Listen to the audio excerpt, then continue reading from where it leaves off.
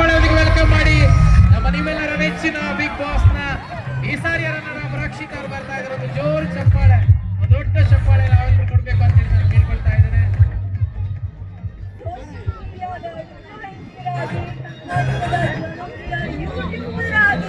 ಒಬ್ಬ ಸಾಮಾನ್ಯ ಕನ್ನಡಿಗರಾಗಿ ದೊಡ್ಡ ವೇದಿಕೆಗೆ ಹೋಗಿ ಎಲ್ಲ ಕನ್ನಡಿಗರು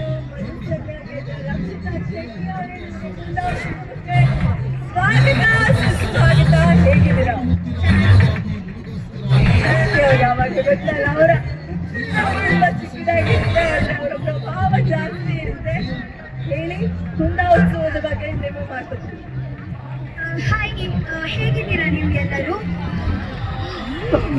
ಥ್ಯಾಂಕ್ ಯು ಸೋ ಮಚ್ ನಿಮ್ಮ ಎಲ್ಲ ಸಪೋರ್ಟಿಗೆ. And thank you so much Pradeep sir, ನನಗೆ ಈ ಕಾರ್ಯಕ್ರಮಕ್ಕೆ ಇನ್ವೈಟ್ ಮಾಡಿದ್ದೀರಾ. ತುಂಬ ಥ್ಯಾಂಕ್ ಯು. ಆ್ಯಂಡ್ ನಿಮಗೆ ಎಲ್ಲರಿಗೆ ನೋಡಿ ತುಂಬ ಖುಷಿ ಆಯಿತು. ಆ್ಯಂಡ್ ರಕ್ಷಿತ ಕನ್ನಡ ಸ್ವಲ್ಪ ಬರುತ್ತೆ, ತಕ್ಷಣ ಅದು ಹೊರಗಡೆ ಬರಲ್ಲ. ಬಟ್ ನಾನು ಮಾತಾಡ್ತಾ ಇದ್ದೀನಿ, ಬೆಳಗಾಮಲ್ಲ ಕರ್ಕೊಂಡು ಹೋಗಿದ್ದೀನಿ.